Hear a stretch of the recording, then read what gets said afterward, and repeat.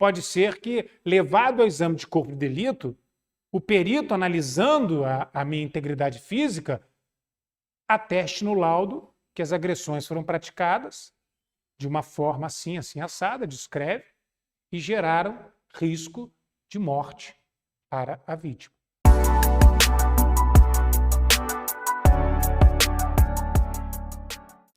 Boa noite. Vamos continuar conhecendo mais alguns artigos do Código Penal. Na aula passada nós falamos dos crimes contra a vida, até o artigo 128 do Código Penal, onde estão os casos de aborto autorizado pela lei. E em seguida, artigo 129, que tem 13 parágrafos, é um artigo grande pra caramba, um capítulo inteiro, trata de um outro crime muito comum, que é o crime de lesões corporais. Das lesões corporais, ainda dentro do título dos crimes contra a pessoa. Então, lesão corporal é um crime que só está no artigo 129. Mas tem 129, parágrafo 1º, parágrafo 2º, 3º, até o 13º. Então, tem várias graduações dentro do mesmo crime, várias tipificações de qualificadoras diferentes dentro do mesmo tipo penal.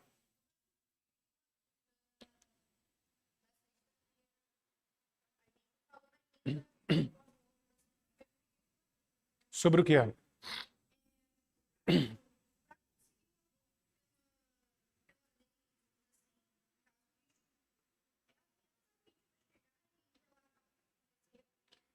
Normalmente se exige um mínimo de prova. Um exame de corpo de delito seria ótimo, mas nem todo estupro deixa marcas. Muitas vezes a vítima é intimidada e ameaçada, ela não reage. E ela é estuprada numa relação sexual, com conjunção carnal, e não fica com nenhum vestígio evidente. Né? Nenhuma marca de hematoma, nenhuma marca de lesão na genitália, nada disso. Mas se houver, seria ótimo. Mas o BO é o mínimo. Tem que fazer o boletim de ocorrência. E se tiver alguma prova indiciária, uma testemunha que possa prestar depoimento e dizer que conversou com ela após o estupro, ela estava em estado de choque, uma testemunha que possa dizer que conversou com ela no dia seguinte e ela relatou tudo em detalhes, como foi, ajuda também. É porque logo depois daquela nossa aula, surgiu um caso de pedido de aborto lá no núcleo da defensoria por vítima que foi estuprada, né? E aí no dia seguinte a Larissa, defensora lá do núcleo, me ligou, exatamente, falando do caso e pedindo conselho de como que ela devia proceder, o que eu achava e tal. Eu falei com ela, olha, a minha experiência, eu já fiz pedidos nesse sentido. A minha experiência é essa, eu acho que você vai precisar disso, disso, disso. O pedido tem que ser feito na vara criminal, não na vara civil. Aí nós trocamos uma ideia e ela ia...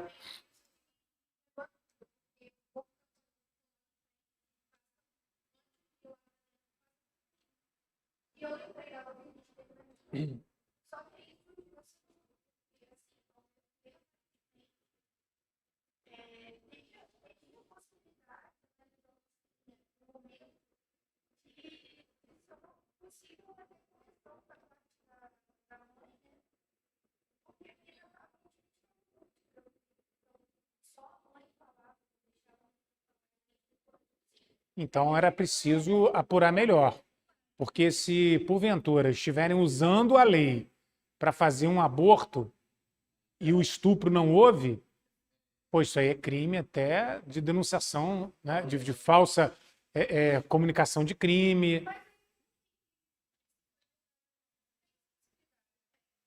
Quem vai apreciar isso é a juíza, né, se o requerimento foi feito.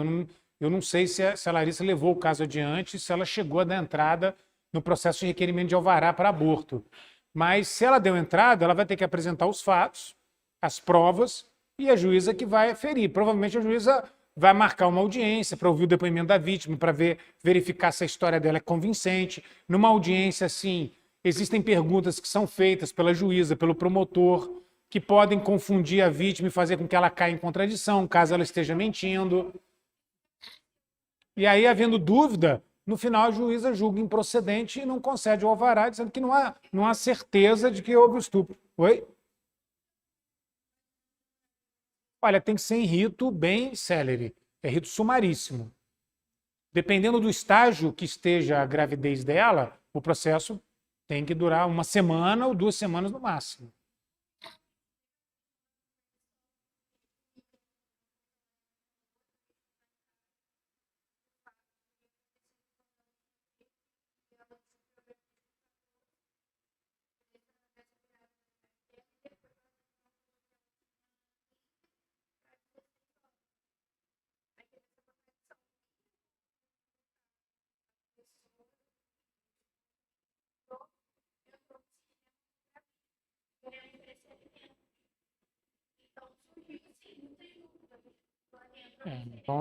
Então tá meio estranho mesmo, que um estuprador não entra com ação de oferecimento de alimentos.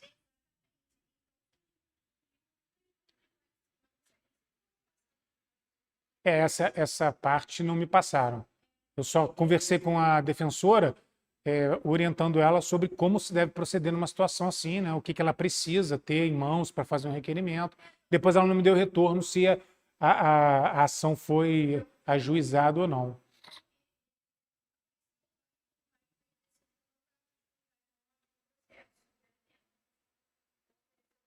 Entendi.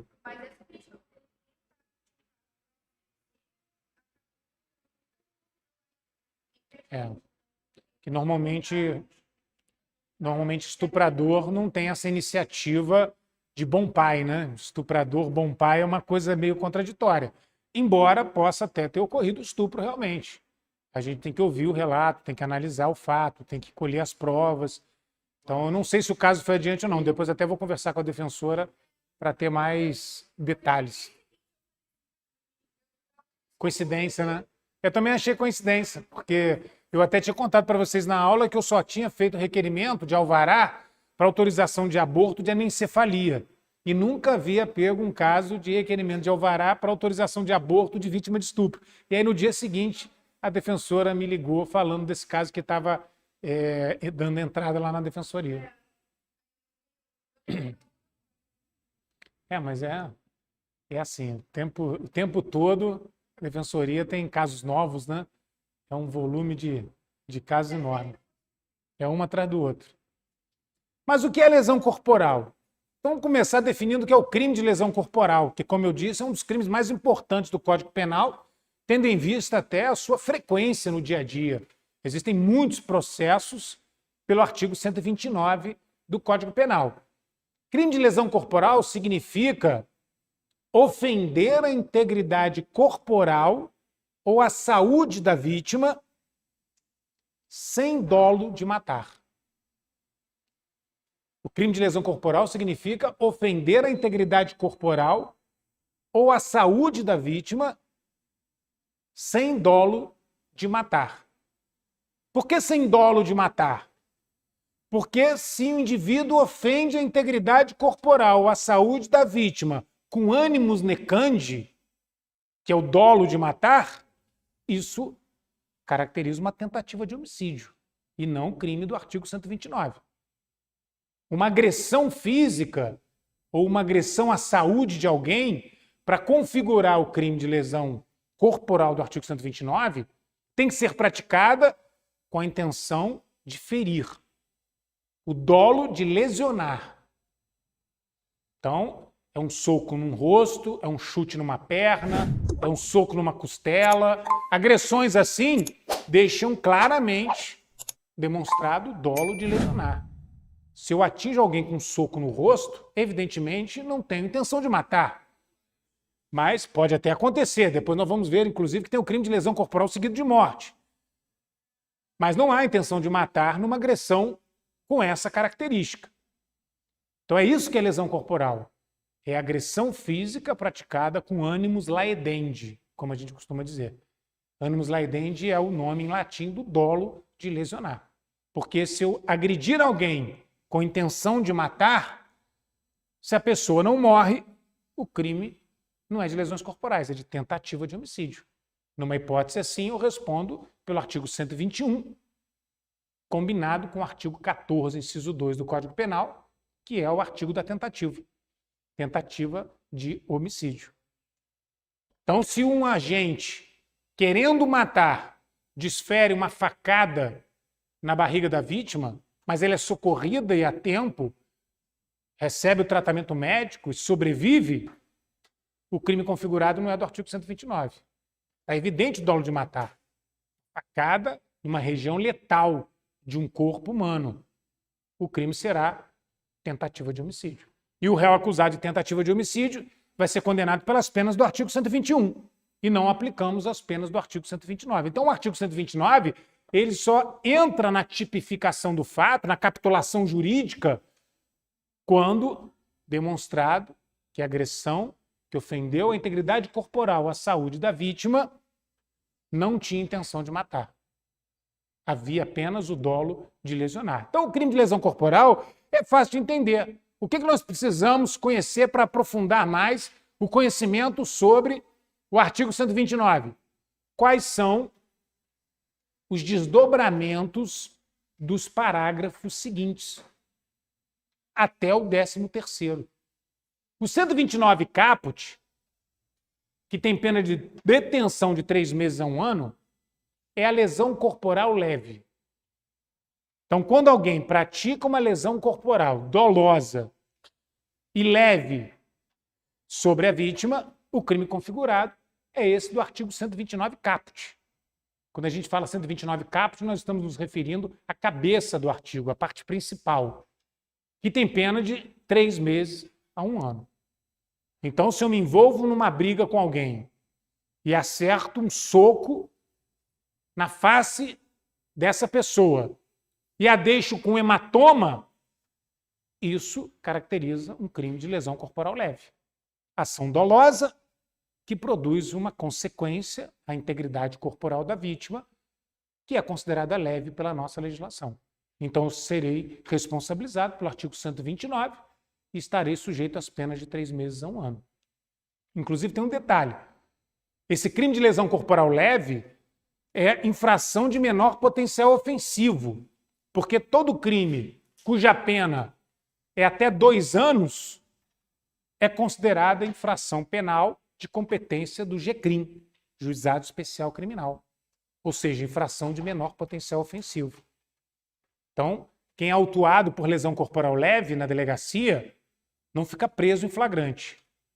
Assina um termo circunstanciado, com base na Lei 9.099, é liberado e, em seguida, depois de um tempo, é chamado, por intimação, a uma audiência preliminar lá no Juizado Especial Criminal, onde será reunido junto com a vítima, com o conciliador, e será feita uma audiência de tentativa de conciliação entre as partes. Havendo conciliação, o processo se extingue. Não havendo, o processo segue para denúncia do Ministério Público e audiência de instrução e julgamento.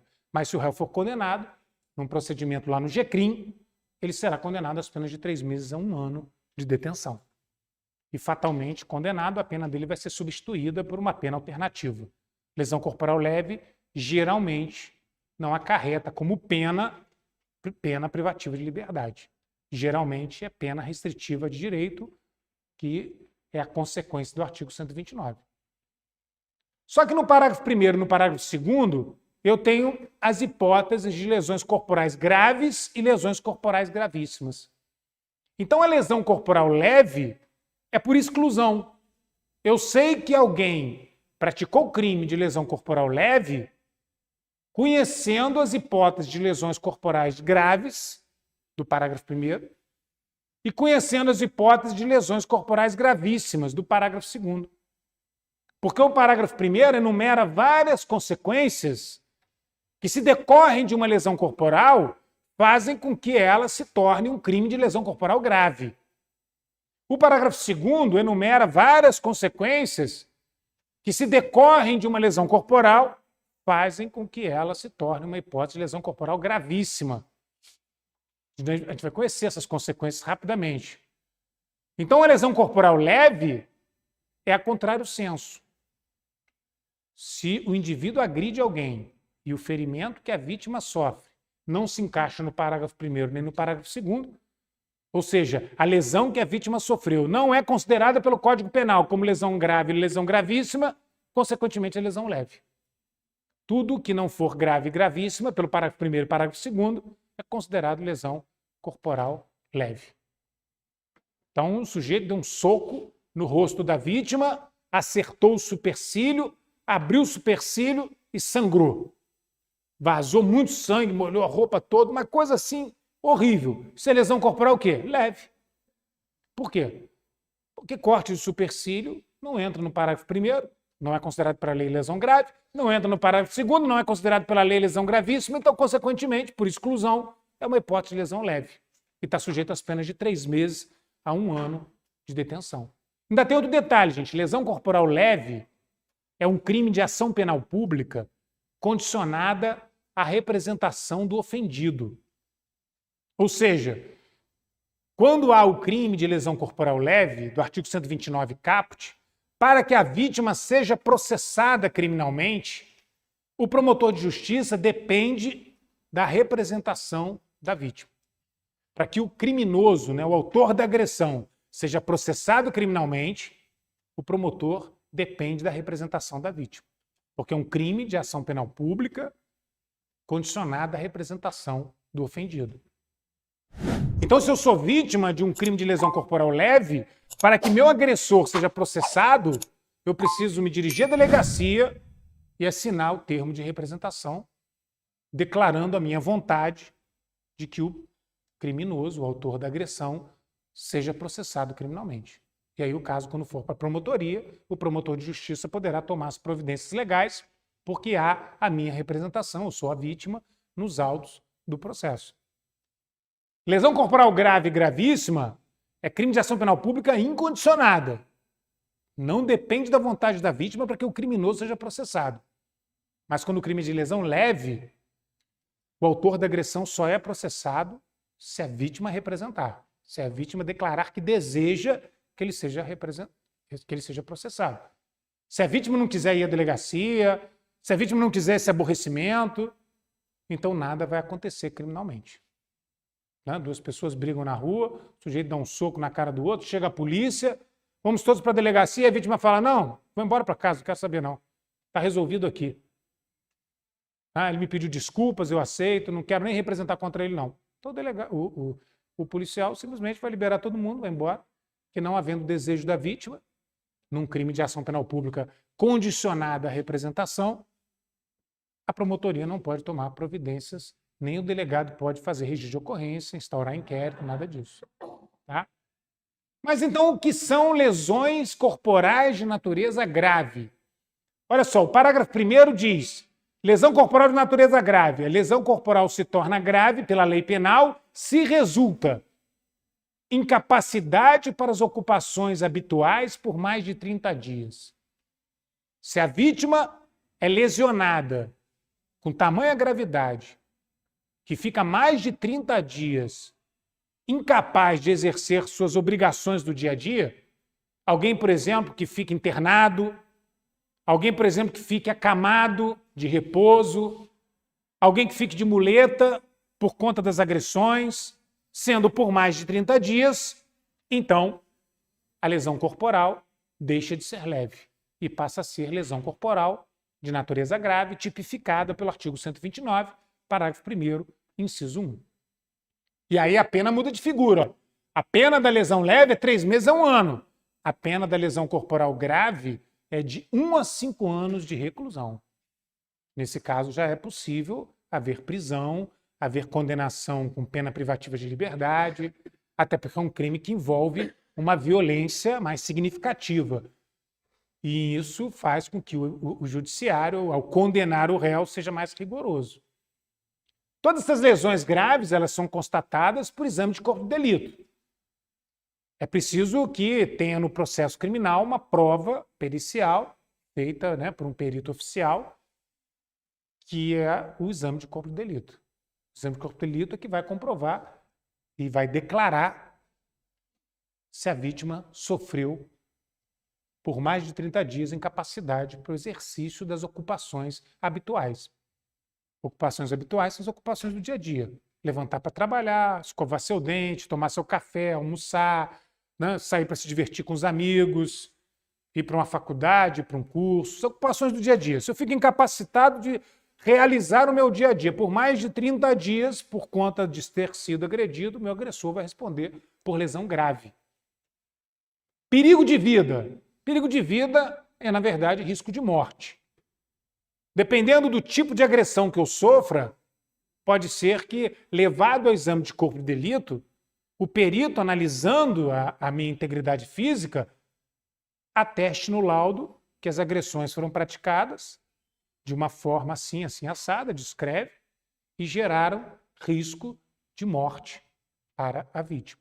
Atestado isso no exame de corpo de delito, isso vai para o inquérito depois vai para a promotoria, e a promotoria, com base nesse exame de corpo de delito, vai processar criminalmente o agressor pelo artigo 129, parágrafo 1º, inciso 2.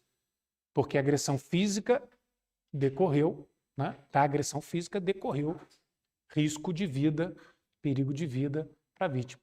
Alguém que seja agredido, por exemplo, na cabeça, dependendo da forma como foi praticada a agressão, isso pode, de acordo com a constatação pericial, causar perigo de vida para a vítima. Depois, olha, debilidade permanente de membro, sentido ou função. Debilidade permanente de membro, sentido ou função significa a redução no funcionamento de um dos membros do corpo humano, né? Um dos membros que estão ligados ao tronco. Alguém, por exemplo, que é agredido e sofre uma lesão séria no braço e fica com uma debilidade no braço, fica com o braço numa tipóia e a lesão é, por um tempo, imprevisível. A debilidade permanente significa enfraquecimento de um membro por um prazo imprevisível.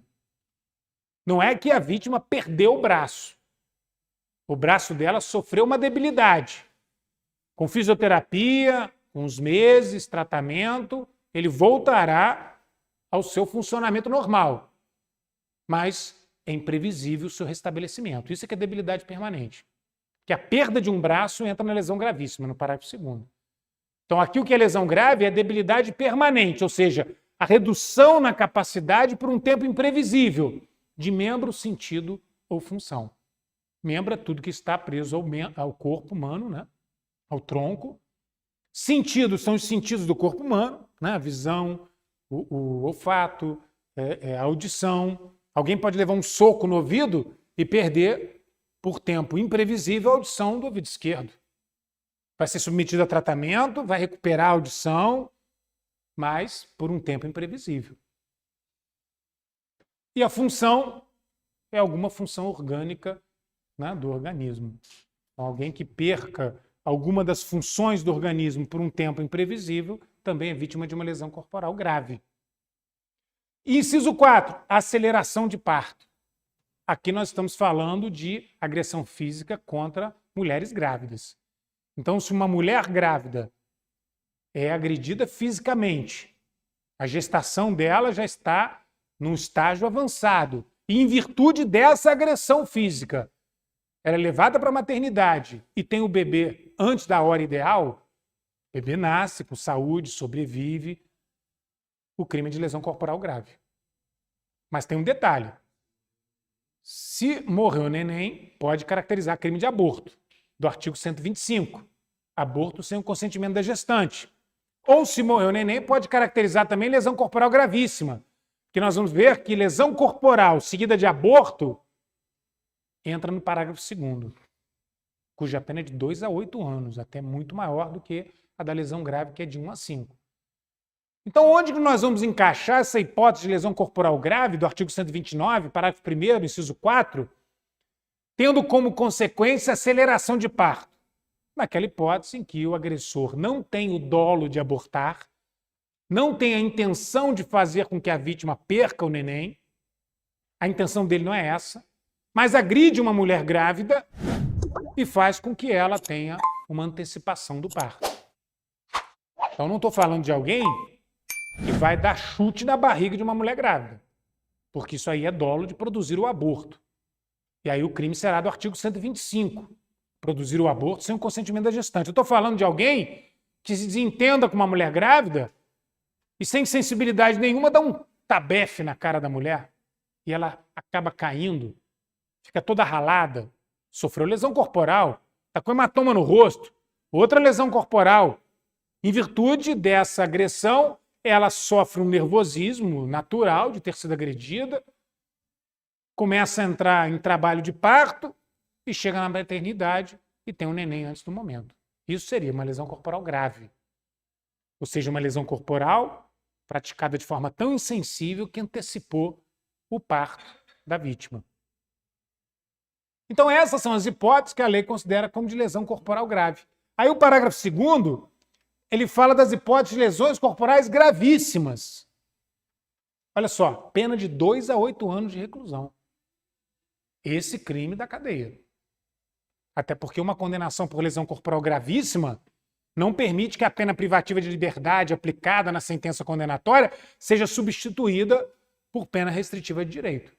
Porque em crime que envolve violência ou grave ameaça, principalmente uma violência séria, como a da lesão gravíssima, como a da lesão grave, o juiz, na sentença condenatória, ele não pode, aplicada a pena privativa de liberdade, substituí-la por pena alternativa.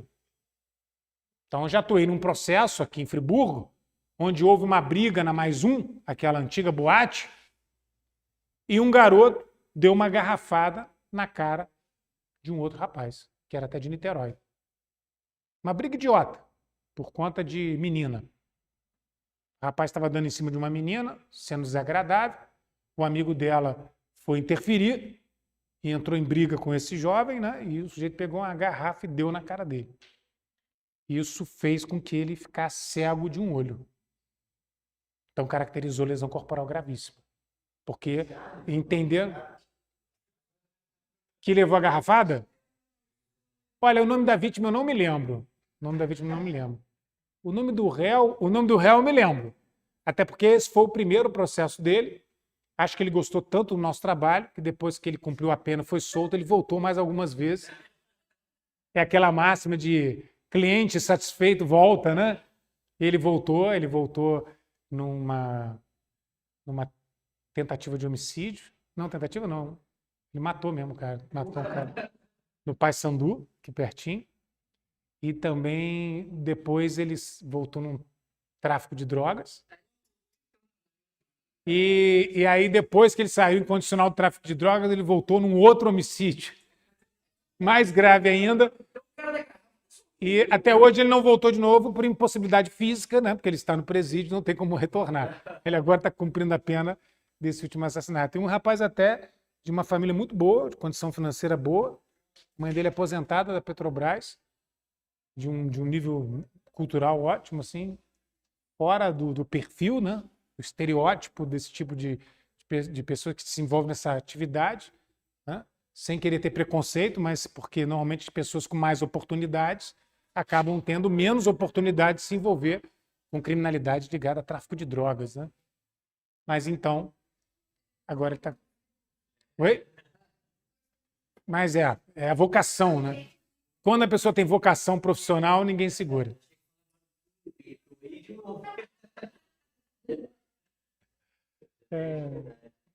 Mas quais são as hipóteses de lesões gravíssimas? Não tem gente que já vira íntimo. Uma vez eu conversando com uma presa, ela já tem 20 processos na folha de antecedentes criminais dela. E ela, conversando comigo antes da audiência, ela me sacaneou, falou assim, olha, quando o senhor me defendeu a primeira vez, o senhor era cheio de cabelo. Isso deve ter uns 15 anos atrás. Eu falei, pois é. Olha quantas você aprontou, né? Você conseguiu aprontar tantas até assistindo toda a minha queda capilar. E ela não toma jeito, sai e volta, sai e volta. Incapacidade permanente para o trabalho. Olha só, primeira hipótese, lesões gravíssimas. Alguém que é agredido seriamente e não tem mais capacidade para trabalhar, fica incapaz para qualquer atividade laboral. Não é incapaz de exercer a sua profissão, não. Nós não estamos falando assim de um pianista que tem os dedos quebrados e não pode mais tocar piano, não. Estou dizendo de alguém que é agredido de tal forma que fica mesmo inválido e licenciado por invalidez, não tem condições de exercer emprego nenhum. Enfermidade incurável, olha só. Alguém que sofra uma agressão física que deixe com uma doença sem cura. Pode ser uma hipótese de transmissão de vírus da AIDS, né? Alguém que dolosamente, sabendo que está com vírus, se relaciona com a vítima para transferir para ela essa doença incurável. Antigamente, até antes da cura da AIDS, né? Porque hoje tem controle. Eu até li uma matéria outro dia falando na cura, que já tem pessoas que estão conseguindo se livrar do vírus, mas ainda são hipóteses raras e ainda estão sendo desenvolvidos mais estudos. Por agora, ainda é considerado a AIDS uma doença incurável. Mas hoje, com os coquetéis, quem tem o vírus da AIDS pode se manter num quadro estável. Só que há uns anos atrás, né, muitos anos atrás, época aí que morreu Renato Russo, Cazuza, a AIDS não tinha cura. Naquela época, transmitir o vírus da AIDS para alguém era crime de homicídio. Se dolosamente alguém, sabendo que tinha o vírus, mantinha relação sexual para transmitir o vírus para a vítima, era assassinato. Hoje é lesão corporal gravíssima, porque isso significa praticar uma ofensa à saúde da vítima, a deixando com uma doença incurável. Artigo 129, parágrafo 2º, inciso 2. Se há esse dolo, é lesão gravíssima. E aí, gostou dessa aula? Então faz o seguinte, deixa o seu like, inscreva-se no nosso canal, ative o sininho para não perder nenhum conteúdo nosso. Também, se quiser, deixa aquele comentário, alguma dúvida, que a gente está acompanhando tudo bem de pertinho. E tem mais conteúdo ainda. A aula 2 tá aqui, olha, é só você clicar em algum lugar dessa tela e acompanhar o nosso próximo conteúdo.